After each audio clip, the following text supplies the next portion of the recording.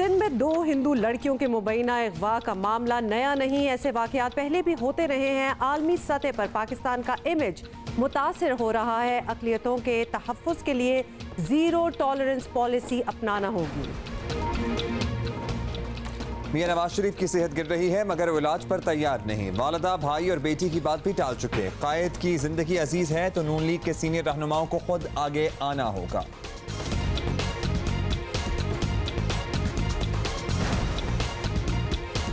और आर्ट के शोबे में कई अवार्ड्स अपने नाम किए। 2019 Asia arts game changer award के लिए भी नामजद इमरान कुरैशी आज जियो पाकिस्तान के मेहमान होंगे।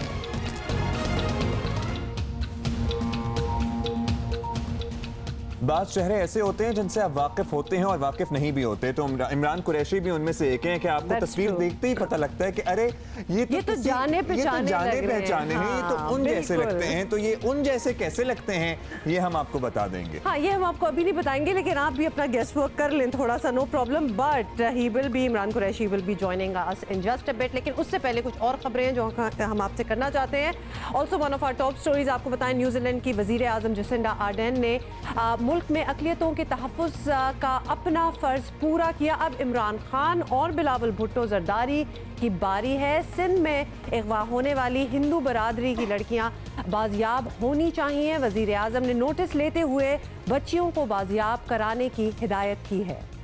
हिंदू कम्युनिटी को वाज़ेह पैगाम है, अगर उनके साथ वज़ीर आज़म ने पैगाम दिया है, अगर कोई ज़बरदस्ती की गई है, हम उनका दिफा करने का आईनी, इखलाकी और कानूनी हक रखते हैं और उनको पूरा तहफ़्फ़ुज़ फराहम करेंगे। शायद उन बच्चियों को रहीम यार खान से गुजरांवाला शिफ्ट कर दिया गया।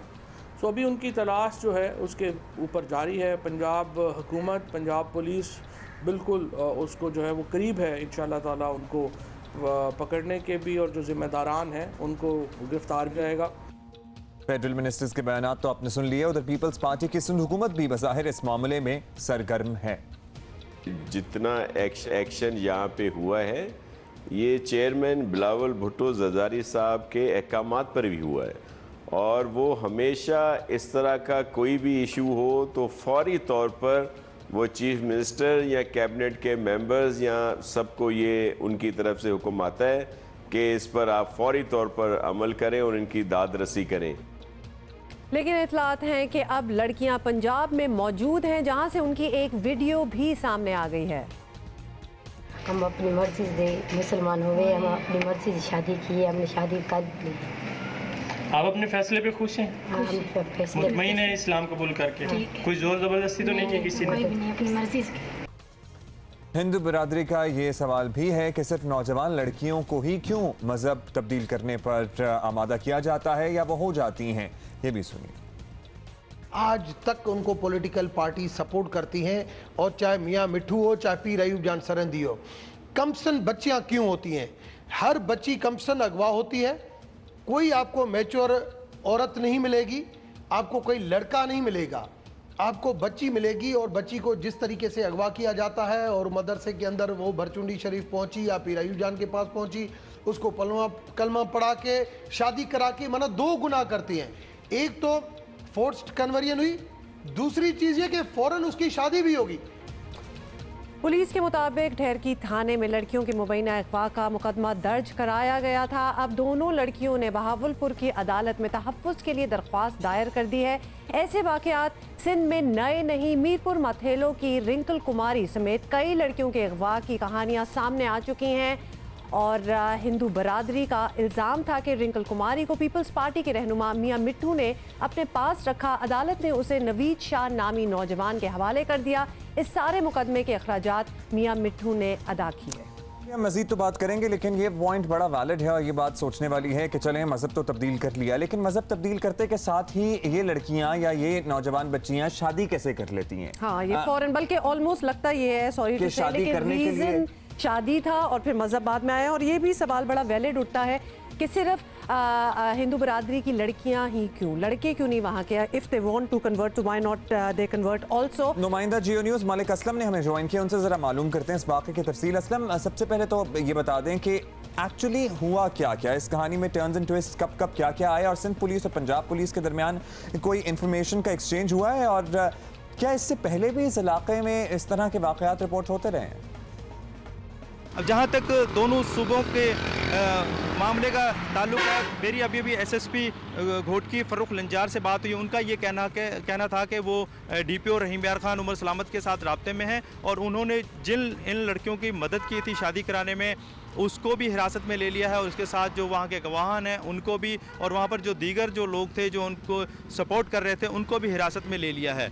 और उनका ये भी कहना था कि आइंदा जो 1 या 2 रोज़ के अंदर लड़कियों को भी करा लिया जाएगा, इसके लिए भरपूर कोशिशें की जा रही हैं। बहुत बहुत शुक्रिया। अच्छा जी, मज़ीद बात करेंगे और मज़ीद समझने की भी ज़रूरत है कि यहाँ हो क्या रहा है। पीपल्स पार्टी की सेनेटर कृष्णा कुमारी हमारे साथ हैं। बहुत बहुत शुक्रिया कृष्णा कुमारी जी, आपने हमें ज्वाइन किया है। ढेरकी में जो कुछ हुआ अब तक आपको कुछ पता चल सके, अगर आप उसकी कुछ वजाहत कर सकें कि ये हुआ क्या था, एक्चुअल वाकया क्या था, और वाकये के कई दिन बाद पुलिस क्यों हरकत में आई? कई दिनों बाद, ये तो गलत है कि कई दिनों के बाद, ये होली के दिन ही वाकया हुआ था, और जब ये कम्युनिटी सेलिब्रेट कर रहे थे तो उसी दिन उसी वक्त वहाँ से लड़कियाँ गायब हो गई थी, अगवा हुई थी, और उसके 1 घंटे के बाद मुझे कॉल आई थी, और फिर मैंने एसएसपी साहब से भी बात की थी, और वो एफआईआर भी उन्होंने उसी तब भी काट ली थी, और पुलिस उसी वक्त से हरकत में थी, और बड़ी जो छापे इधर उधर लगा कर रहे थे सारे। लेकिन मसला ये था कि वहाँ से लोग वो बच्चों को अगवा करके वहीं से वो वहाँ से ये मुझे पता कि उसी रात को निकल आए हैं या दूसरे दिन वहाँ से भाग के वहाँ रहीम यार खान की तरफ आ गए थे। तो इसलिए हमें परेशानी हो रही थी कि ये कि ढूंढने में परेशानी हो रही थी कि हम क्योंकि सिंध गवर्नमेंट भी पंजाब पुलिस से राब्ते में थी और उनसे ये कह रहे थे, लेकिन ये ठीक से रिस्पॉन्स हमें नहीं मिल रहा था, तो इस वजह से थोड़ी ये टाइम लग गया। अच्छा, ये बताइएगा कृष्णा के वज़ीर आज़म इमरान खान ने भी वाक़े का नोटिस लिया है, बिलावल भी हमेशा अक़लियतों के हकूक़ के तहफ़्फ़ुज़ का नारा लगाते रहे हैं, लेकिन घोटकी जैसे इलाकों में इस नौइयत के वाक़यात का सिलसिला हमने देखा है कि रुक रहा नहीं है। वजह बज़ाहिर यही लगती है कि कभी किसी को कसूरवार नहीं ठहराया गया, कभी किसी को सज़ा नहीं हुई। आप क्या कहेंगी, आप इत्तेफ़ाक़ करती हैं इस मामले पर? नहीं, इससे मैं इत्तेफाक नहीं करती हूँ। चेयरमैन हमारे बिलावल भुट्टो साहब बड़े अच्छे इसमें मिनोरिटी के हवाले से काम करते हैं, और पहले भी एक ऐसा वाक़या हुआ था मटियारी में, वो 11 साल की बच्ची थी, मटियारी हाला तो वहाँ पे हुआ था, तो उन्होंने तुरंत एक्शन लिया और बच्ची को वहाँ से बाजियाब करा के अपने पेरेंट्स के हवाले किया था। तो ये भी वही लोग हैं जो उस वाक़े से इन्वॉल्व थे, और यह मुझे तो लगता है कि यह वहाँ से सखर से वहाँ भाग के रहीम यार की तरफ आने का भी यही वजह थी कि क्योंकि वहाँ हमारे पास लॉ बना हुआ है कि 18 साल से कम उम्र की बच्ची से कोई शादी नहीं कर सकता, कानूनी जुर्म है ये। तो उसी वजह से वो वहाँ से भाग के बच्ची को किडनैप करके यहाँ पंजाब में लेके आए हैं, तो क्योंकि उनका वो रास्ता थोड़ा वो मुश्किल थोड़ी उनकी आसान हो जाए, तो ये वजह है। और सिंध गवर्नमेंट पहले दिन से ही इसको देख रहे हैं, पुलिस के साथ मिलके, पंजाब पुलिस के साथ, पंजाब गवर्नमेंट के साथ, और मैं खुद इसकी में काफ़ी मैंने एसएसपी साहब से भी बात की है, काफ़ी उनके पेरेंट्स से भी शुरू से हम लोग इनके साथ इस केस को देख रहे हैं, लेकिन मसला ये है कि थे नहीं तो हमें कैसे मिलती। सर साहब, फाइनल क्वेश्चन, गुज़िश्ता साल ये रिपोर्ट सामने आई थी, उस पर हमने बात भी की थी कि जबरी शादियों, जबरी मज़हब की तब्दीली और दीगर मसाइल से तंग आकर हज़ारों हिंदू ख़ानदान जो हैं वो पाकिस्तान से हिजरत कर रहे हैं, तो आपकी मालूमात के मुताबिक क्या हालात में कुछ बेहतरी आई है अब? नहीं, ऐसी बात नहीं है। हाँ, अगर कोई जाते भी होंगे तो वो बिजनेसमैन होंगे जो बिज़नेस के यहाँ बिज़नेस करते हैं, और जो उन पैसे वाले लोग हैं या इस तरह के वो लोग जाते हैं। बाकी जो गरीब कौम है, जो कोली भील, मेघवाड़ या बागड़ी या इस तरह की कम्युनिटी है, वो हज़ारों सालों से इस धरती के रहने वाले हैं और वो जाने का सोच भी नहीं सकते। और इस तरह के वाक़यात अगर ये कुछ गिरोह हैं जो इस तरह के जो अपराध हैं वो इस तरह के वो करते रहते हैं, लेकिन इस पे सिंध गवर्नमेंट भी एक्शन लेती है और वो उनको सज़ा तो लेकिन मसला ये है कि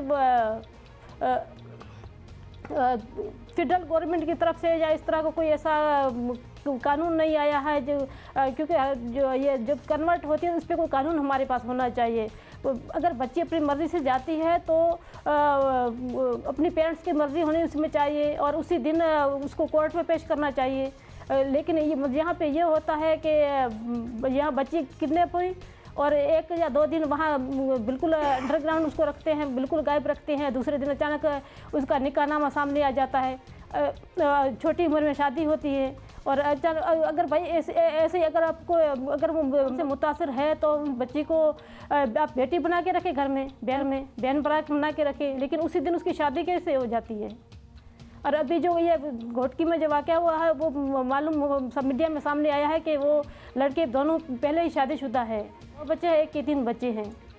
ठीक है, बहुत शुक्रिया आपका। पीपल्स पार्टी के सेनेटर कृष्णा कुमारी हमारे साथ थी और जाहिर है इसमें बहुत फॉल्ट्स हैं, इस मामले में बहुत ज़्यादा ज़ाविये हैं जिस पर गौर करने की ज़रूरत है और ख़ास तौर पे बच्चियाँ का खुद बाद में एतराफ़ कर देना कि हमने अपनी मर्ज़ी से की है, वो भी एक बड़ा क्वेश्चनेबल किस्म की चीज़ है क्योंकि वहाँ उनके ख़ानदान वाले पर्चे कटा रहे हैं कि उनको किडनैप कर लिया गया है और मजबूरी उनकी शादी, उनकी कन्वर्जन हुई है, शादी की है और फिर वो 2 दिन बाद बच्चियाँ बिल्कुल एक ब्रेन वॉश तरीके से और इतनी वो छोटी उम्र की हैं कि आपको उनकी शक्लों से कभी कभार कुछ वो असरात नजर भी आ जाते हैं। यंग और वो आदमियों के बारे में पता लग रहा है पहले से शादीशुदा भी थे जनाब। और 23 मार्च को लेकिन एक चीज अब्दुल्ला वो ये मैं भी बता दूं क्योंकि आप भी यहाँ नहीं थे, आप मिस कर गए। खैर नॉट दैट वी वर इन इस्लामाबाद और एनीथिंग, लेकिन वो बड़ी जबरदस्त किस्म की सिविलियन अवार्ड्स जिस तकरीब में दिए जाते हैं, जबरदस्त तकरीब थी। वैसे तो हर साल ही होती है लेकिन इस साल चूंकि इतने ज्यादा स्टार्स थे, इतने ज्यादा स्पोर्ट्स पर्सन थे, तो वो आपका दिल चाहता था कि आप बैठ के पूरी वो तकरीब देखें बिकॉज बहुत से ऐसे लोग थे जिनके हम पर्सनल फैंस भी हैं। तो बहुत से बल्कि almost everybody was deserving over there. तो उन्हीं में से जी एक हमारी अदाकारा हैं, गुलकारा है महविश हयात, उनका भी जिक्र हो जाए। आपको बताएं कि अदाकारा और गुलकारा महविश हयात को तमगा इम्तियाज से नवाजा गया है जो बड़ा कौमी एजाज़ है। क्या उन्हें यह अवार्ड मिलना चाहिए था या नहीं, इस पर तो बहुत बहस हो चुकी है। आपको पता है कि social media was abuzz with it, लेकिन हमें आपको कुछ और दिखाना है। महविश ने ये अवार्ड लेने के लिए इस्लामाबाद वो गई तो हाँ बिल्कुल, जब ट्रैवल किया तो एयरपोर्ट से उन्होंने अपनी एक तस्वीर शेयर की। अच्छा, अब वो तस्वीर भी हम आपको दिखाते हैं। यहाँ वो हाथ में फातिमा भुट्टो की किताब लिए हुई थी, तो ये रही वो तस्वीर और साथ उन्होंने रनवे, क्या किताब का क्या नाम है, I can't read it properly. और ये काम ये आपको बता दें करने वाली वो पहली एंटरटेनमेंट स्टार नहीं है जो कि किताब लेके बाहर निकले। इससे पहले जीजी हदीद एंड बेला हदीद जो कि सुपर मॉडल्स हैं, उन्होंने भी हाथ में किताबें थामे नज़र आ चुकी हैं। साल 2019 के लिए एक अच्छी किताब को एक बेहतरीन, now please don't get me wrong, ये एक्चुअली मेरे वर्ड्स नहीं है, ये कहा जा रहा है कि किताब को एक बेहतरीन फैशन एक्सेसरी के तौर पर देखा जा रहा है, जिसके बारे में मुझे बहुत शदीद किस्म की रिजर्वेशंस हैं अब्दुल्ला। मतलब कि किताब प्लीज़ लोगों पढ़ें। हम ये नहीं कह रहे कि इन्होंने जो किताबें हाथ में पकड़ी हुई हैं वो पढ़ नहीं रही होंगी, डेफिनेटली पढ़ भी रही होंगी, लेकिन टू यूज़ अ किताब as a fashion accessory it's not making sense to me. Mahwish congratulations. बिल्कुल बिल्कुल, बात ये कहना है जो ट्रेंड है वो ट्रेंड नहीं है, जो भी है उसके बारे में हम ज़्यादा बात नहीं करेंगे। ज़रूर किताबें लें और महविश को अगर आप देख रहे हैं, आप फ़ैन हैं उनके, तो उन्होंने भी वो किताब पकड़ी हुई है तो उनको फॉलो करें, ज़रूर किताब उठाएं लेकिन उसको पढ़ें भी ज़रूर। So that is very good.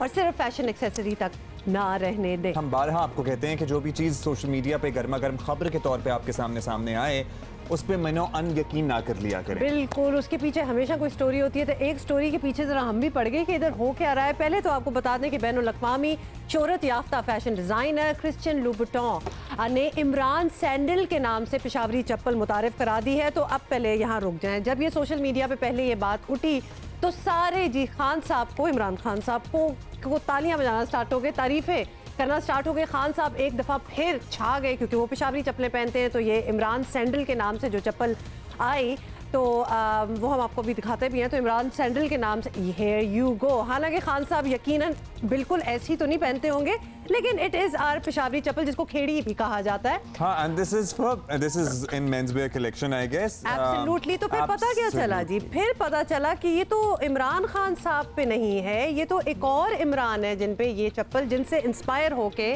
ये बनाई गई, जिनके काम से इंस्पायर होके, जिनकी पर्सनालिटी से इंस्पायर होके चप्पल बनाई गई है। ये क्या कहानी है, लेकिन बनाई किसी और इमरान के नाम से मुतासिर होके है, काम से मुतासिर होके है, और उनका नाम है इमरान कुरैशी, जो कि पाकिस्तान का फख्र हैं, पाकिस्तान की पहचान है। दुनिया भर में इनको जाना जाता है, इनके काम को माना जाता है। इंतहाई सेलिब्रेटेड आर्टिस्ट हैं, और इनको देख के जो हमने टॉप स्टोरी में भी बात की थी, आपको अंदाजा हो जाएगा कि ये किस फैमिली से रिलेटेड हैं। Exactly. A little more about the chappal though. आपको पता है लूबुटों के जो भी जूते होते हैं, जो शूज होते हैं, वो उनके जो तलवे होते हैं, नीचे वाला पार्ट जो होता है वो रेड होता है, तो लिहाजा ये होगी बिल्कुल हमारी पेशावरी चप्पल टाइप लुक। लेकिन इसका भी नीचे लाहौर फ्लैट्स थे, ये पहले लाहौर फ्लैट्स भी लाए थे। आपको याद होगा पिछले साल भी लूबुटों पाकिस्तान आए हुए थे।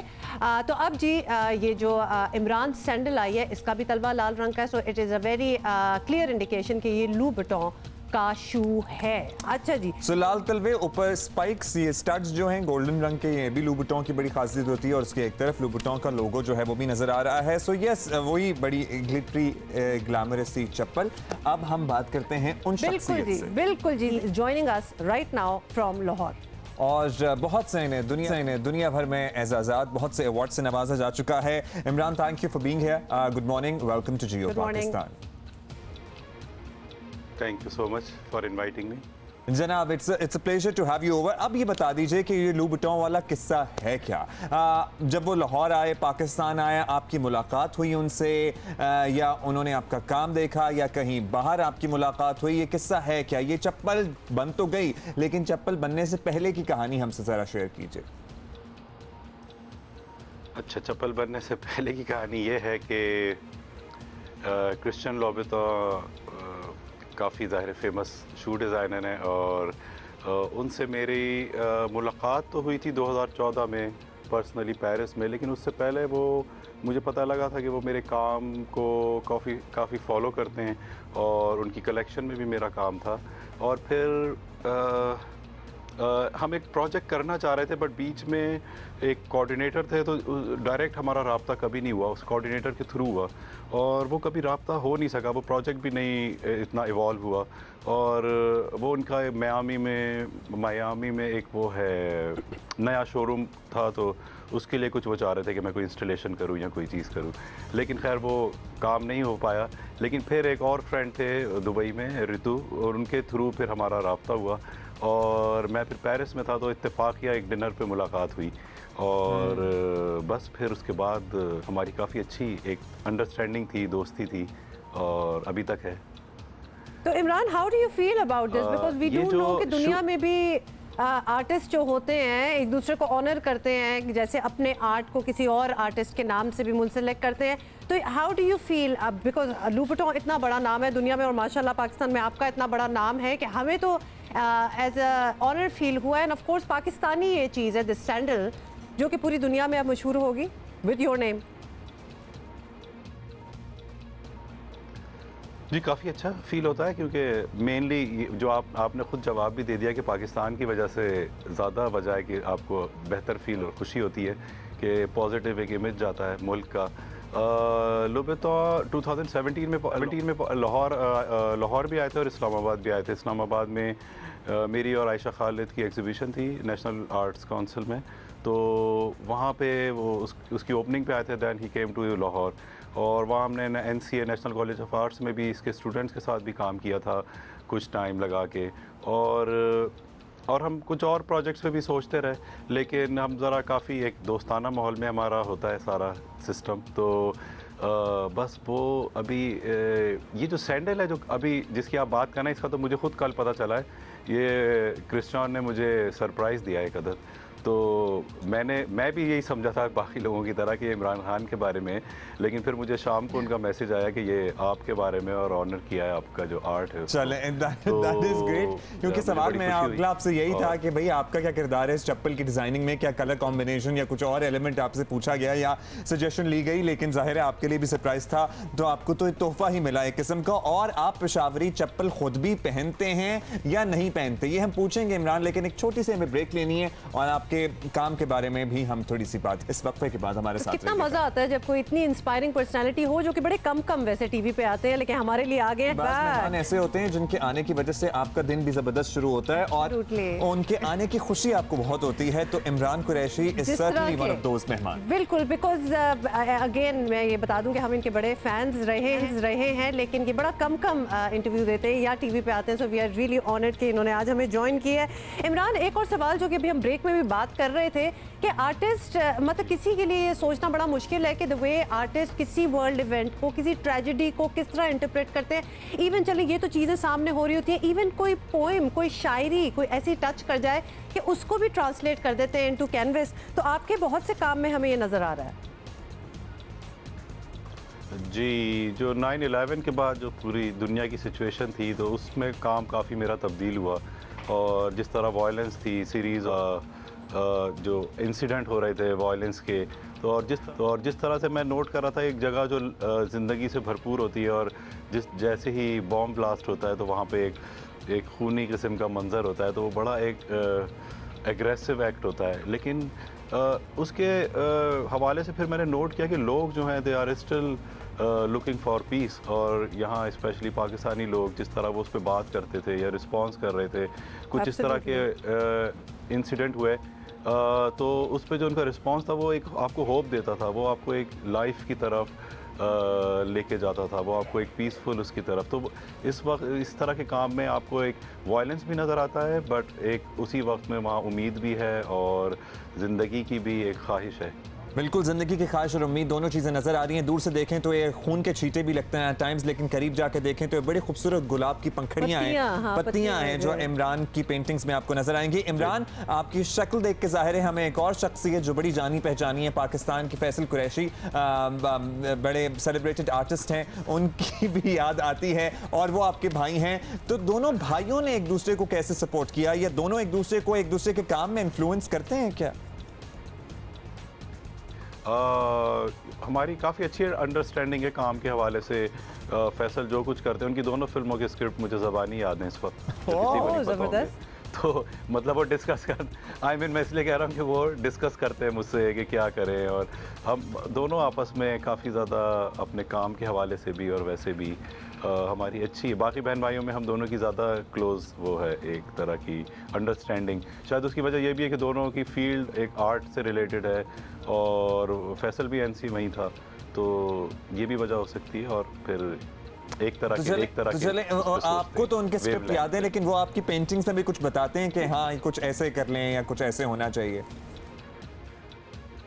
नहीं, मैं पूछता नहीं, बड़ा भाई हूँ। ये तो जबरदस्त करते हैं, जबरदस्त। Imran, thank you so much for being with us, बहुत ही मजा आया आपसे। वो जी वो इंटरेस्ट काफ़ी लेते हैं वैसे, मेरे शोज़ पे भी पहुंच जाते हैं, लंदन में भी, न्यूयॉर्क में भी, जहाँ इस तरह के, तो वो स्पेशली जाके देख लेते हैं एग्जीबिशन, तो ये शौक है, तो वो इस पे जबरदस्त। Imran, thank you so much for taking out the time to talk to अस।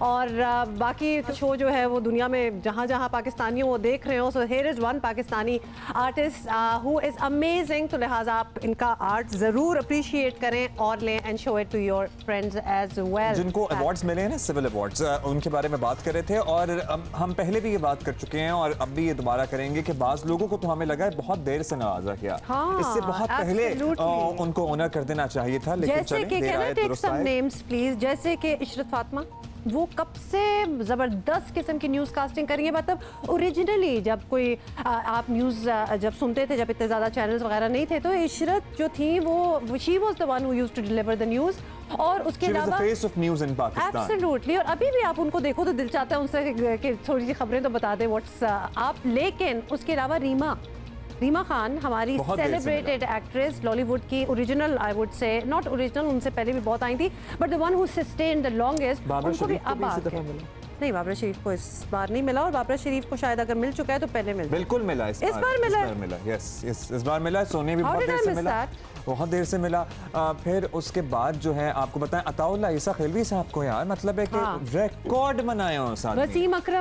वसीम अकरम को भी मिला है। तो Wasim Akram is also one of those personalities जिनको हम सोचते थे कि शायद इनको ऑलरेडी जितने एजाज मिलने थे मिल चुके होंगे, बट चले इन सेंस अच्छा भी है। और नासिर अदीब साहब भी उनमें से एक शख्सियत हैं, वो भी आज हमें ज्वाइन करेंगे एनजीओ पाकिस्तान। उन्हें मुबारकबाद तो साथ देंगे ही, और ये सफर कैसा गुजरा ये भी उनसे पूछेंगे, लेकिन अभी जरा कुछ और बातें कर लें और कराची में होने वाले हालिया this happened on the weekend, और इसी के हवाले से बात करते हैं। कातिलाना हमले में मुफ्ती तकी उस्मानी महफूज रहे, शहर के हालात कंट्रोल में है, ये इत्मीनान की बात है। अब मुजरिमों को जल्द सामने लाया जाए, तफ्तीश कारों पर भारी जिम्मेदारी है। मुफ्ती मोहम्मद तकी उस्मानी पर कातिलाना हमले का मुकदमा नामालूम अफराद के खिलाफ दर्ज कर लिया गया है, जिसमें दहशतगर्दी, कत्ल और इक़दाम कत्ल की दफात शामिल की गई हैं। IG सिंध कलीम इमाम का कहना है कि हमले के अहम सुराग मिले हैं जो मीडिया से शेयर नहीं कर सकते।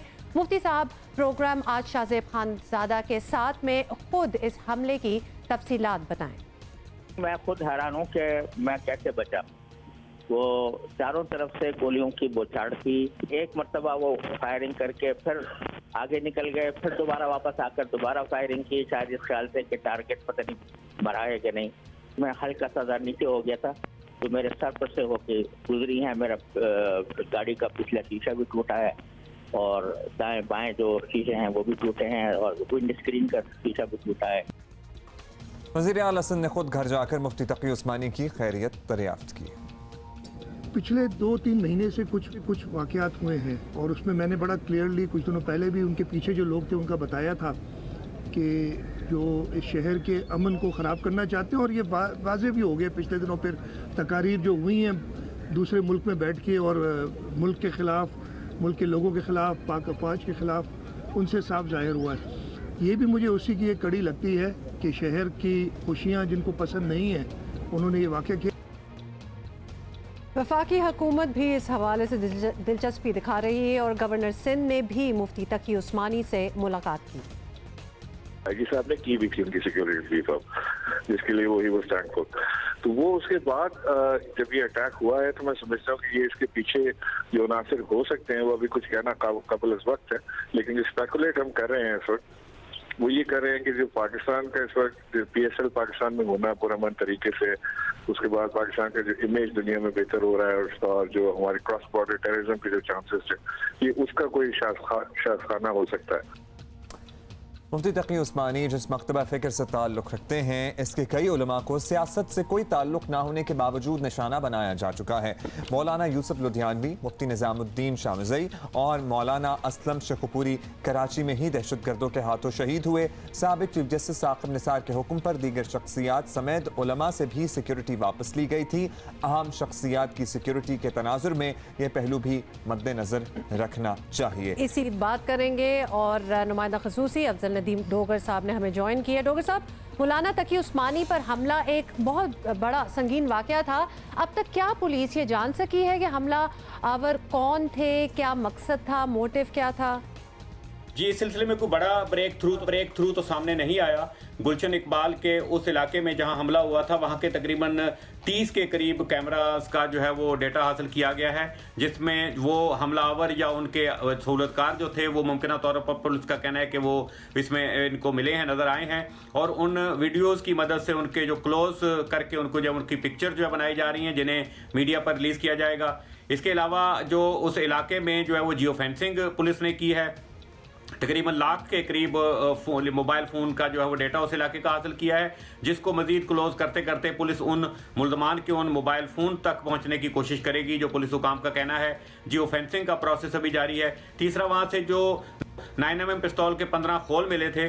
उन खोल का जो है वो FSL के लिए उनको भेजा गया था, तहम छुट्टी थी। और दूसरा, इस अरसे में जो है वो FSL का जो निज़ाम है उसकी अपग्रेडिंग हो रही है, जिसकी वजह से वो फौरी तौर पर रिजल्ट नहीं मिल सका। तहम पुलिस हुकाम का कहना है कि मैनुअल तरीके से जो है वो FSL का रिजल्ट कोशिश की जा रही है। अच्छा डॉक्टर साहब, मुफ्ती तकी उस्मानी साहब हैं, दीगर बड़े जय्यद उलमा कराम हैं, कराची शहर में बसते हैं, इनकी सिक्योरिटी के हवाले से कोई खुसूसी मेजर्स लिए जा रहे हैं?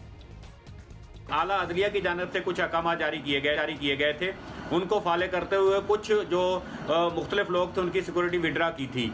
अब जो इन्होंने एक सिस्टम बनाया है, क्राइटेरिया बनाया हुआ है कि जो मुतलका शख्स जो कहता है कि जो उलमा कराम जिनको सिक्योरिटी की ज़रूरत है वो उस इलाके के SHO को लिखेंगे।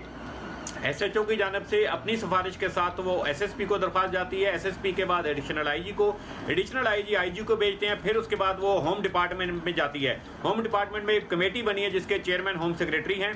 वो उन तमाम उनके सूरत हाल का जायजा लेने के बाद वो फैसला करते हैं कि किस शख्स को कितनी सिक्योरिटी चाहिए। इस सारे प्रोसेस में तो मैं समझता हूँ जो अगर मुख्तलिफ रेगुलेशन आएंगी, मुख्तलिफ डिमांड्स आएंगी सिक्योरिटी की, उसमें एक टाइम लगेगा। लेकिन जो पुलिस हुकाम से मेरी बात हुई है, उन्होंने इलाकों की सतह पर कहा है कि उन उलमा कराम से रब्ता करें कि अगर किसी को किसी तरह की सिक्योरिटी दरकार है तो उसको सिक्योरिटी प्रोवाइड करें।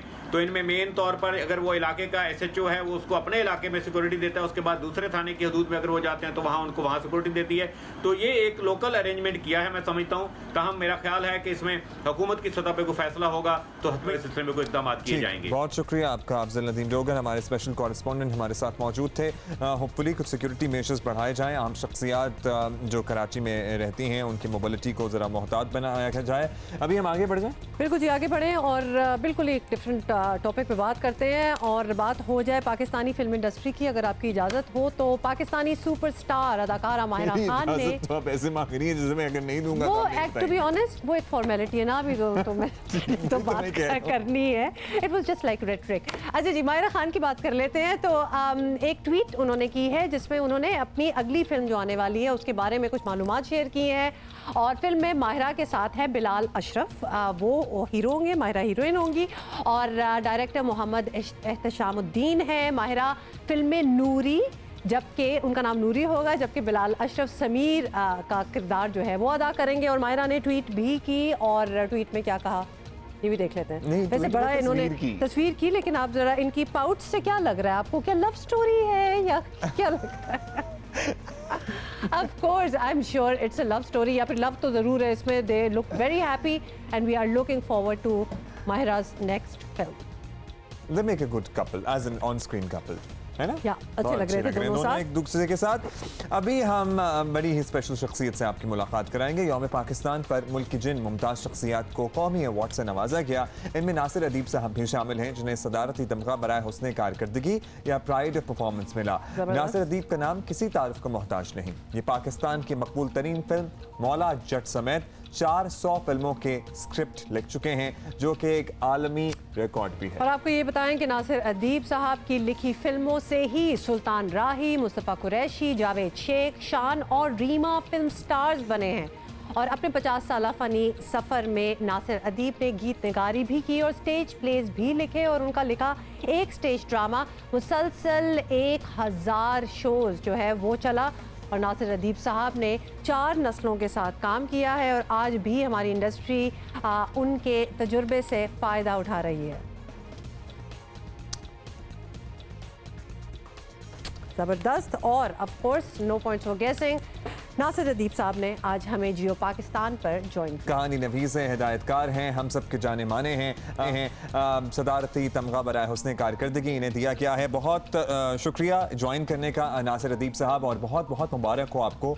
हम बात कर रहे थे इससे पहले भी कि बहुत सी शख्सियात को इस दफ़ा सिविल अवार्ड से नवाजा गया, आप भी उनमें से एक हैं। आपको लगता है कि हाँ it was the right time, ये सही वक्त था कि आपकी खिदमात का एतराफ़ किया गया, या हमें लगता है कि इससे बहुत पहले हो जाना चाहिए था? वैसे हमें तो था, लेकिन हुकूमती सतह पर। मुझे अवार्ड मिलने की बहुत ज़्यादा खुशी है, लेकिन सबसे ज़्यादा खुशी मुझे इस बात की है कि मुझे जिस आदमी ने भी ज़िंदगी के किसी भी शोबे से ताल्लुक़ हो, जब मुझे फ़ोन करके मुबारकबाद दी तो पहला जुमला जो उसने बोला वो ये बोला कि नासिर साहब ये अवार्ड आपको बहुत पहले मिल जाना चाहिए था। तो इससे मैं समझता हूँ कि लोगों ने मेरे अवार्ड को ये नहीं समझा कि ये कोई 2 नंबर तरीके से आया या किस तरीके से आया, और ये मेरा जो उन्होंने इतराफ़ किया है इस बात का कि बहुत अरसा पहले मिल जाना चाहिए था, यही मेरी कमाई है और यही मेरा असल आज़ाज़ है। ज़बरदस्त। बाकी मुझे इस बात से मुझे कोई शिकायत नहीं है कि मुझे देर से मिला। उसकी वजह यह है कि मेरा बड़ा ही पुख्ता ईमान है कि हर फैसला आसमान पर होता है, ज़मीन पर सिर्फ अमल होता है। बेशक, और जो चीज़ जिस वक्त होती है उससे उसी वक्त ही होना होता है। नाज़िर साहब, थोड़ा सा हम आपसे, बिकॉज माशाल्लाह मतलब इतना आपका एक्सपीरियंस है, 400 फिल्मों का तो हम यहाँ जिक्र कर रहे हैं, so much you have written, इतने बड़े बड़े नाम आपकी लिखी हुई फिल्मों से निकले हैं, तो हम एक कंपैरिजन चाहते हैं कि आज अगर देखा जाए तो नए अंदाज की फिल्में लिखी जा रही हैं, कुछ अच्छी फिल्में भी ऑब्वियसली बन रही हैं, उसमें कुछ इतनी कोई ख़ास नहीं बन रही, एक्सपेरिमेंटेशन जो है वो काफ़ी हो रही है। तो आप कितने पुरुमीद हैं कि पाकिस्तान सिनेमा इंडस्ट्री किसी बैरूनी मदद के बगैर अभी अपने पाँव पर खड़ी हो सकती है? मुझे आपकी आवाज़ थोड़ी डिस्टर्ब लगी है, लेकिन अंदाजे से मैं जो आपका सवाल समझा हूँ कुछ ऐसा है कि क्या पाकिस्तान फिल्म इंडस्ट्री अपने पाँव पर फिर उसी तरह खड़ी हो सकती है? अगर यही सवाल है तो इसका जवाब ये है कि मैं तो कभी भी मायूस नहीं हुआ और हमेशा मैं ऑप्टिमिस्ट रहा हूँ। तो इस वक्त जो पाकिस्तान के अंदर काम हो रहा है और जो डायरेक्टर काम कर रहे हैं, जैसे हमारी इंडस्ट्री कहते हैं कराची में शिफ्ट हो गई है, तो कराची में जितने भी लोग हैं वो काम कर रहे हैं, वो बहुत अच्छा काम कर रहे हैं। उनकी सलाहियत में किसी किस्म का कोई शक नहीं है। उन्होंने बहुत अच्छी फिल्में बनाई हैं और बहुत अच्छा बिज़नेस भी किया उन्होंने।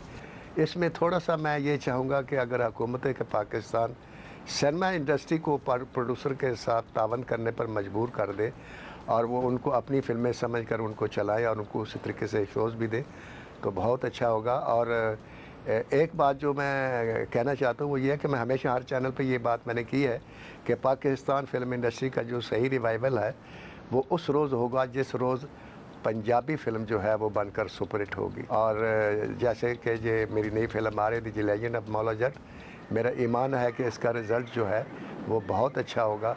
और मैं मुस्तक़बिल करीब में कराची में जो भी इस वक्त बड़े डायरेक्टर काम कर रहे हैं उनको पंजाबी फिल्में बनाते हुए देख रहा हूँ और इंशाल्लाह वो बनाएंगे। चलें नासिर साहब, अब ये बताइएगा कि आप जब कंपैरिजन देखते हैं पुराने वक्त की फिल्मों का और अब के वक्त की फिल्मों का, आपको लगता है कि भारतीय फिल्म इंडस्ट्री का सहारा लिए बगैर, क्योंकि एक थॉट ये है कि जब तक वो फिल्में सिनेमा घरों में नुमाइश के लिए मौजूद होंगी, ऑटोमेटिक ऑडियंस जाएगी तो पाकिस्तानी फिल्में भी काम करेंगी। उस सपोर्ट के बगैर, पहले तो हमारी फिल्में चलती थीं, लेकिन अब हम उस सपोर्ट के बगैर अपनी फिल्म इंडस्ट्री को ग्रो कर सकेंगे? अभी टाइम लगेगा थोड़ा सा। इस वक्त मैं नहीं समझता कि फौरी तौर पर जो हालात हैं, जो हुकूमत की पॉलिसी है वो बेहतर जानते हैं, लेकिन ये हकीकत है कि जब कोई बड़ी फिल्म सिनेमा में आती है तो आइडियाज़ आते हैं और वो फिर वापस नहीं जाते, उसे हम ओवरफ्लो का लफ्ज़ बोलते हैं। वो फिर साथ लगी फिल्म को देखना शुरू कर देते हैं, तो उसका फ़ायदा पाकिस्तानी फ़िल्मों को बहुत हुआ। और लेकिन चूँकि इस वक्त पाकिस्तान के अंदर प्रोडक्शन कम है, तो जब प्रोडक्शन कम होगी तो सिनेमा इंडस्ट्री जो है वो डिस्टर्ब हो जाएगी। लिहाजा जब तक हम इतना प्रोडक्ट नहीं दे देते कि हमारे सिनेमा जो है वो फीड हो सके, उस वक्त तक मैं समझता हूँ कि किसी भी मुल्क की फ़िल्म जो है उसको अपने मुल्क में लाने में कोई हर्ज नहीं और लानी चाहिए ताकि आइडियाज़ बाहर निकले, उनको अच्छी तफरीह मिले। We get your point. बहुत शुक्रिया आपका। बहुत शुक्रिया नासिर साहब, और एक दफ़ा फिर आपको प्राइड का बहुत मुबारक। You are well deserving of that. एक ज़बरदस्त इन्होंने जो बात की, जो कि हम दोबारा से रिपीट करना चाहेंगे, बहुत से लोग आए हैं, फिल्म डायरेक्टर्स, मूवी मेकर्स, जिन्होंने हमसे बात की है कि सिनेमा ओनर्स को खुद अपनी डिस्क्रेशन पे मूवीज़ इस तरह नहीं लगानी चाहिए। कोई बंदा अच्छा लग रहा है तो उसकी मूवी लगा दो, कोई मूवी बड़ी अच्छी है लेकिन चूंकि बंदा नहीं पसंद या पीछे से टीम नहीं पसंद तो उसकी ना लगाना, इस तरह नहीं चलेगा। तो लिहाजा ये चीज़ें ऑब्वियसली अगर आप चाहते हैं इंडस्ट्री ग्रो करे तो इस तरह तो ग्रो नहीं होने और वाला। मेरा ख्याल है कि थोड़ा सा इंडस्ट्री वालों को भी सोचना चाहिए, अगर 3-4 पाकिस्तानी फिल्में एक साथ रिलीज हो रही हो तो इक्वल शोज रख लें। ये नहीं होना चाहिए कि 8 शोज एक फिल्म के हैं और 2 शोज फिर एक फिल्म के हैं। मतलब थोड़ा सा इसमें बैलेंस होना चाहिए। After all everybody is working for the same cause की इंडस्ट्री जो है वो, क्योंकि ये वो टाइम है जिसमें कंपटीशन करके एक दूसरे की टांगी खींच के कुछ नहीं हो सकता। इसमें आपको सबको मिलकर काम करना पड़ेगा, बिकॉज इंडस्ट्री को आपने खड़ा करना है। जब भी कोई नया साल शुरू होता है, चाहे आपकी सालगिरह के बाद नया साल शुरू हो, शादी के बाद की जिंदगी हो, या फिर वैसे ही नया साल शुरू हो, जहन में सबके सवाल आता है कि भाई ये साल कैसा रहेगा।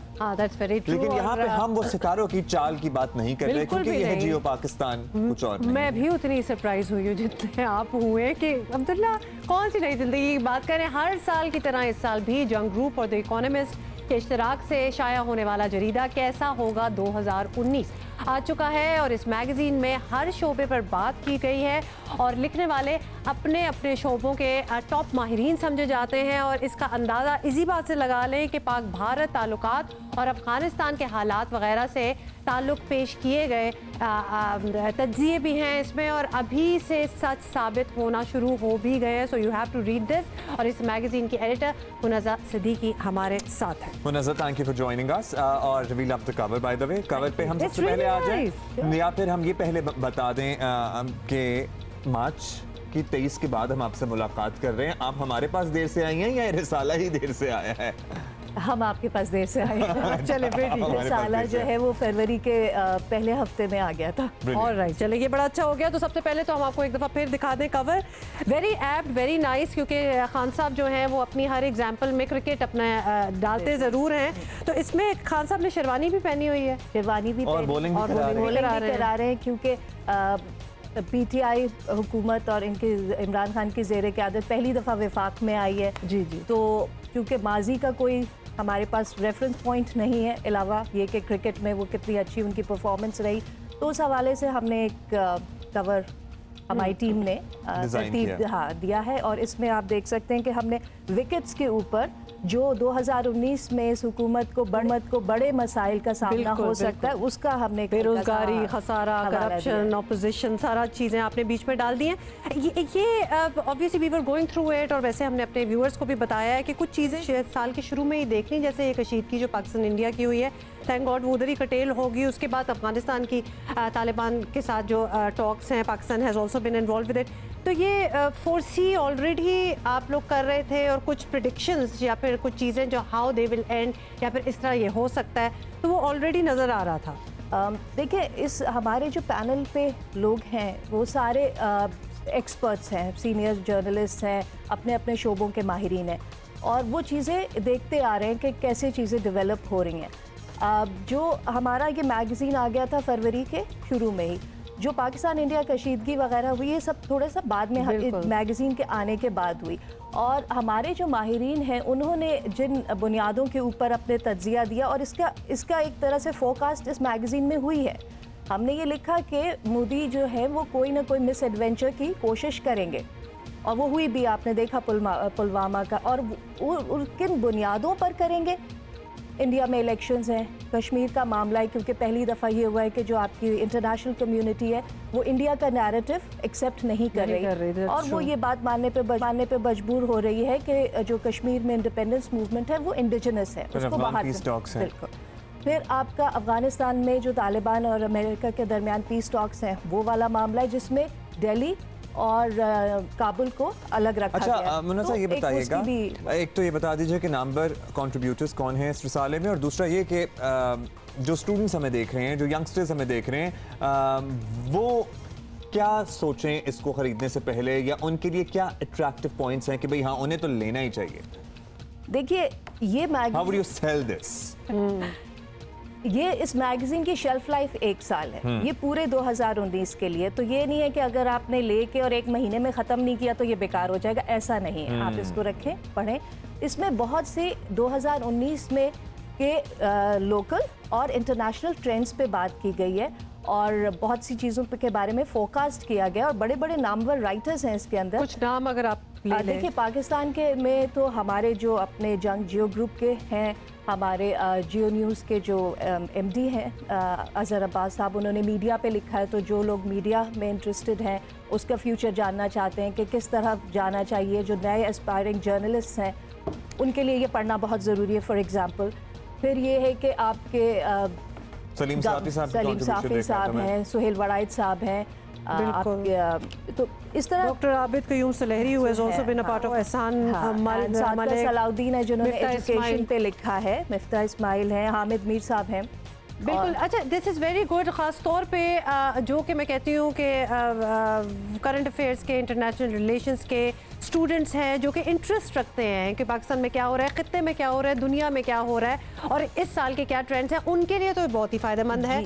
Because this can be a good source of information for you as well. देखिए दुनिया जो है ग्लोबलाइज्ड हो चुकी है, इसमें तो कोई शक नहीं है। पाकिस्तान के अंदर क्या होता है और पाकिस्तान बाहर से क्या असरात लेता है, उसको समझने के लिए मेरे ख्याल में ये मैगज़ीन पढ़ना बहुत ज़रूरी है। इसके अंदर मैं ख़ास तौर पे सबकी तवज्जो उस पर दिलवाना चाह रही थी। 21वीं सदी के जो सबसे बड़े एंथ्रोपोलॉजिस्ट, हिस्टोरियन, जिनकी किताबें भी न्यूयॉर्क टाइम्स की बेस्ट सेलर लिस्ट पे रही, नोआ युवाल हरारी, उनका आर्टिकल भी है और जो आगे मुस्तकबिल फ्यूचर ट्रेंड्स की बात करता है कि आपने देखा पिछला पूरा साल कौम परस्ती का गुजरा, हर जगह इलेक्शंस हुए हैं और नेशनलिस्ट आए हैं पावर में। तो आप नेशनलिज्म के बाद क्या है, हर एक के जहन में ये सवाल है कि after nationalism what is there, कहाँ जा रही है दुनिया। तो उनका ये जो आर्टिकल है ये बहुत इंपॉर्टेंट है। अब नेशनलिज्म के बाद क्या है ये हम छोड़ देंगे पढ़ने वालों को कि वो गेस करें और वो ये देखें कि इसके बाद क्या ट्रेंड्स इसमें दिखाए गए हैं कि क्या हो सकता है। तो एक और चीज़ ज़बरदस्त किस्म की उर्दू ट्रांसलेशन में आपको ये मिल जाएगा, तो आपको उस चीज़ से भी फंसना नहीं पड़ेगा कि एक्चुअली कुछ चीज़ें होती हैं that are lost in translation कि ये समझ नहीं आई, ये बात क्या हुई। तो इसमें बड़े अच्छे जो राइटर कहना चाह रहे हैं उस तरह ट्रांसलेटेड है, so you should read that. Munaza, thank you so much for coming here. माशाल्लाह जो हेडिंग्स हैं ना, जो टाइटल्स इन्होंने, अंधी मोहब्बत, फजूल आदत से छुटकारा, ये बड़े इंटरेस्टिंग है। हमने अपना एडिटोरियल टीम ने अपनी थोड़ी सी क्रिएटिविटी, बहुत ज़बरदस्त क्रिएटिविटी है, अंदर कुछ और ही बात हो रही होती है। आपको एक हुक तो चाहिए होता है ना, किसी चीज़ में इंटरेस्ट दिखाना है और फिर आप उसको पढ़ भी ले। Munaza, once again thank you so much for doing what you doing and coming here. अच्छा जी, एक और चीज़ ये आप मेरा ख्याल है हाँ, रंगों की बात करें ज़रा। आपको पता है हिंदू बिरादरी ने ज़बरदस्त तरीके से होली सेलिब्रेट की है कराची में। जो लोग कराची में नहीं रहते या कराची जिनका नहीं आना जाना होता, जब हम लाहौर में रहा करते थे तो हमें अंदाज़ा नहीं था कि इतनी बड़ी तादाद में हमारे हिंदू बहन भाई कराची में बसते हैं और वो बड़े प्रोएक्टिव हैं सोशली भी और अदरवाइज। एक्चुअली द ट्रूथ है कि आपको वो नहीं अंदाजा होता जब तक आप इधर ना रह रहे होंगे। छोटे-छोटे पॉकेट्स में आपको लगता है कि नहीं रह रहे, हाँ कहीं इधर-उधर होंगे, लेकिन कराची में यू एक्चुअली फील जब डिफरेंट मजहबों के, डिफरेंट कम्युनिटीज़ के अपने होते हैं इवेंट्स, उनकी अपनी सेलिब्रेशंस होती हैं, तो आपको बड़ी अच्छी तरह अंदाज़ा हो जाता है and you want to be a part of it because आपको इस चीज़ का भी अंदाज़ा होता है कि दिस इज़ पाकिस्तान और पाकिस्तान में ये सारे रहते हैं, अपने आप को पाकिस्तानी कहते हैं। हमें भी ऑब्वियसली उनका साथ देना चाहिए, वो भी तो हमारे साथ ईदें मनाई रहे हैं। होता है कि हम किसी रेस्टोरेंट चले जाते हैं तो वो किसी हिंदू का होता है, बड़े ज़बरदस्त रेस्टोरेंट्स बनाए हुए हैं हिंदू कम्युनिटी ने, कोई डिवीजन नहीं होनी चाहिए। कितने बड़े डिजाइनर्स हैं, दर्जी हैं, सब लोग हैं, हर प्रोफेशन में हैं, तो यहाँ पे तो हम यहाँ पे आपको कोई डिवीजन नजर आती नहीं है, पर्टिकुलरली कराची में। तो पाकिस्तान टीवी टेलीविजन पर्सनालिटी आप बड़ी अच्छी तरह जानते हैं, अनूशे अशरफ का हिंदू त्यौहार होली पर अपने इंस्टाग्राम फॉलोअर्स को पैगाम ज़्यादातर लोगों को बहुत पसंद आया, लेकिन अनूशे जो थी वो डिज़ाइनर दीपक परवानी है, उनकी दावत पर होली मनाने गई और फिर उन्होंने इंस्टाग्राम अकाउंट पर कुछ चीज़ें, तस्वीरें वगैरह पोस्ट की, उसका उनको कुछ बैकलैश भी सुनने में मिला। पाकिस्तान डे पे ये इवेंट था आज 23 मार्च को, तो उन्होंने एक तस्वीर पहनी हुई थी जिसमें पाकिस्तान और उसका झंडा पहना हुआ था और उसके बाद जो है वो होली भी मना रही थी, लेकिन हम भूल जाते हैं ये बात करते हुए, और अनूशा ने भी यही कहा और गालिबन वो यही बात आपको समझाना चाह रही थी, हमें भी समझाना चाह रही थी कि पाकिस्तान के झंडे में एक रंग सफ़ेद भी है, तो वो अगर हम अपने जहन में रखेंगे तो हम इस तरह की कोई भी बात नहीं करेंगे जो हम और हम पाकिस्तान में रहते हैं, हम पाकिस्तानी हैं, लेकिन अपनी उस कल्चरल डाइवर्सिटी को क्यों भूल जाते हैं भाई, ये बहुत बड़ी बात है। तो अनूशा ने भी बिल्कुल यही कहा, फिर उनको काफ़ी बैकलैश मिला, फिर उन्होंने एक वीडियो भी शाया की, तो वो भी देख लेते हैं। ऑलराइट, सो यस, नई वीडियो नहीं उन्होंने दी थी, बस उन्होंने जो है वो जवाब दिया। Otherwise Anusha is really active on Instagram, you can follow her और वो बातें करती रहती हैं। So in response to the criticism उन्होंने और ज़्यादा तस्वीरें, ये देखो मैंने ज़बरदस्त। ओके, मैंने समझा कोई वीडियो भी उन्होंने लगाई है। और राइट जी, ये तो हम आपको वैसे ही बताना चाह रहे थे कि जब आपके वज़ीर आज़म तक ऐसे त्योहारों को मुबारकबाद दे रहे हों और ऑब्वियसली हुएवर हु सेलिब्रेट्स उनको कहा जा रहा हो तो मान जाए, मतलब इसमें इतना। अच्छा जी, आगे बढ़ जाएंगे और हमने ज़रा मियां नवाज शरीफ की सेहत से मुताल्लिक बात करनी है। अच्छा जी, बिल्कुल वो भी बात कर लेते हैं और बिल्कुल हमारे गेस्ट भी हमारा इंतज़ार करें। आपको पहले तो बता दें कि मियां नवाज शरीफ की सेहत मज़ीद गिर रही है और मरियम नवाज दुहाइयाँ दे रही हैं, मगर मियां साहब मान नहीं रहे। जो और जितना मुयस्सर है, जो भी इलाज उनका यहाँ मिल सकता है उतना भी करा लें तो क्या ही बात होगी, लेकिन वो भी नहीं करा रहे। अपनी वालदा, भाई और बेटी की बात भी टाल चुके हैं और लीगी रहनुमा मियां साहब से इजहार यकजहती के बजाय उन्हें इलाज पे कायल कर लें तो ज़्यादा बेहतर होगा। मरियम नवाज का ट्विटर पर बयान नज़रअंदाज नहीं किया जा सकता, जिसके मुताबिक नवाज शरीफ के गुर्दों का मर्ज स्टेज 3 तक पहुंच गया है। खून की रिपोर्ट्स भी ठीक नहीं आई और बाजू में भी बदस्तूर तकलीफ जो है वो रहती है। लीगी रहनुमा अपने कायद की सेहत पर इजहार तशवीश कर रहे हैं। जमात होते हुए अपने कायद की सेहत और उसकी जान का तहफ़्फ़ुज़ नहीं कर सकते तो हम किसी आम आदमी का तहफ़्फ़ुज़ क्या करेंगे? ये तो हमारा इम्तिहान है। ये तो हमें साबित करेगा कि हमारी जमात किस काबिल है। आया वो अपने कायद की जिंदगी का तहफ़्फ़ुज़ कर सकती है कि नहीं कर सकती। हफ्ते के रोज नवाज शरीफ से इज़हार यकजहती के लिए जमा होने वाले कारकुन कोटलखपत जेल के करीब से गुजरने वाले रेलवे ट्रैक पर आ गए थे। हुकूमत इस तरह के इक़दाम को नवाज शरीफ की सेहत पर सियासत करार दे रही है। उन्हें मुकम्मल मेडिकल सहूलियात दी जा रही हैं और ये उनका हक भी है और हमारा फ़र्ज़ भी है। उनकी साहिबजादी का मौक़िफ़ बरक्स है। मैं समझता हूँ कि इसको भी एग्जामिन किया जा सकता है। हम हरगिज़ नहीं चाहेंगे कि उन्हें कोई तकलीफ़ पेश आए। कोई गलत सलूक उनसे नहीं कर रहे। जब भी उनको कोई तकलीफ़ हुई है, डॉक्टर्स भी पहुँचे हैं और जब वो राज़ी हो जाएंगे तो उनको अस्पताल में मिले। को गुर्दे का प्रॉब्लम हमेशा से था। नवाज शरीफ की सेहत से मुतालिक निजी लैब की रिपोर्ट्स के साथ जो कुछ हुआ वो भी इंतहाई तशवीशनाक है। अब पंजाब की वज़ीर सेहत डॉक्टर यास्मीन राशिद ने वजाहत की है कि किसी ने नवाज शरीफ की निजी लैब की रिपोर्ट्स जो हैं वो हैक कर ली थी और इसमें टैंपरिंग कर दी थी और ऐसा है तो ये इंतहाई ख़तरनाक है और सब है कि निजी लैब में किसी की रिपोर्ट्स भी महफूज नहीं है। पता तो हमें इसी तरह यही लगता है। नवाज शरीफ की टेस्ट रिपोर्ट्स में लिखा गया था कि पैसे वापस करो और जहां चाहे जाकर इलाज कराओ। वैसे मैं सोचता हूँ कि ये जो पॉलिटिकल राइवलरी है ना पीटीआई वर्सेस नून लीग वाली है, ये इतनी अजीब हद तक at टाइम चली जाती है कि ताज्जुब होने लगता है। अभी हम मुस्लिम लीग नून के रहनुमा मुशाहिदुल्लाह खान से टेलीफोन लाइन पे मौजूद हैं, हमारे साथ बात कर लेते हैं। बहुत शुक्रिया मुशाहिदुल्लाह साहब। बताइएगा मियां नवाज शरीफ की सेहत से मुताल्लिक मरियम नवाज सख्त तशवीश का शिकार हैं। ज़ाहिर है उनके कारकुन बड़े परेशान हैं। मुस्लिम लीग नून के दीगर रहनुमा भी समझते हैं। आपका क्या ख्याल है कि मियाँ साहब का मुनासिब ख्याल नहीं रखा जा रहा या वो खुद अगर इलाज करा लें तो बेहतर है या वो इलाज कराने के लिए राजी हो जाएं? इसमें आप लोग कोई किरदार अदा कर लें, मना सकते हैं उन्हें? उनकी तस्दीक कर रहे हैं। लेबॉर्ट्री वालों ने जिस तरीके से वो मतलब उसमें डाला अपने वेबसाइट पे और मजाक उड़ाया, उससे तो पता लगता है ना। फिर इनके जो मिनिस्टर हैं और यहाँ की पंजाब की जो वजीर सेहत है, मैं हैरान हूँ कि हर शख्स किसी भी वक्त बीमार हो सकता है। ये इतने कोई जालिम और सैडिस्ट लोग हैं, ये जिस तरीके से मजाक उड़ाते हैं, ये ऐसा लगता है कि जैसे इन्होंने नहीं मरना या कभी बीमारी तो किसी को, अल्लाह करे किसी पे भी ना है। अपनी बेटी को सामने रख के करे ना ये सारे लोग जो मजाक उड़ाते हैं। इनकी और इनकी बेटी को अगर नाकर्दा गुनाहों में जेल में जाना पड़े तो इन्हें 72 दिन जो है मरियम जेल में रही है, एक मजाक बात है। इन सारी चीजों का इंसान पे इम्पैक्ट नहीं होगा ना। अब ये बात कहना भी बहुत तंज वाली बात है कि जो आप मना ले, मनाने का क्या मतलब है भाई? बात ये है, दो चीजें हैं। इलाज जो है वो हुकूमतों की मर्जी से नहीं होता, मरीज की मर्जी से होता है।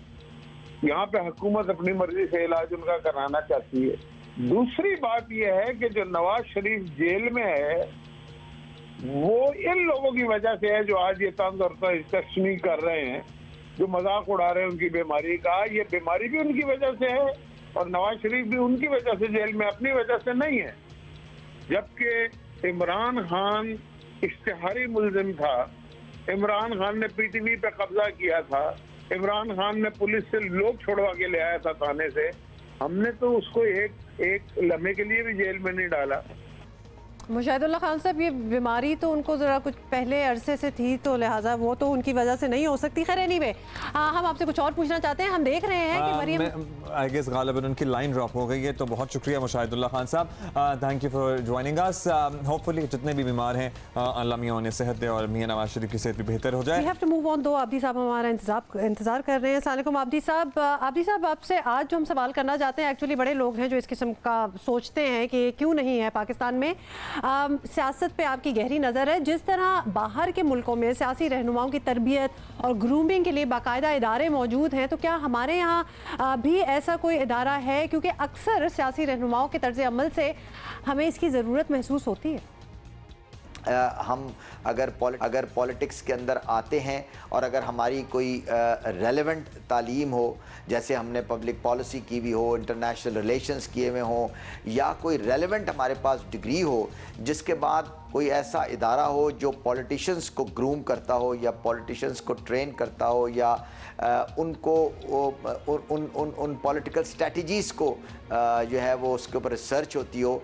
इंटरनेशनली मुल्कों में इस किस्म के इदारे मौजूद हैं। तो मेरा ख्याल है अगर ऐसा हो तो यकीनन हमारे पॉलिटिकल जो है स्ट्रक्चर में और हमारी जो पॉलिटिकल ब्रीड है उसके अंदर बड़ा ठीक, बहुत शुक्रिया आपका। आब्दी साहब हमारे साथ मौजूद थे। होने तो चाहिए इदारे इस किस्म के, ज़ाहिर है जहाँ सियासतदानों क्या सभी को ट्रेनिंग की ज़रूरत पड़ती है। We are going to see you tomorrow. Have a great day. Have a great week. अभी तो शुरू हुआ है।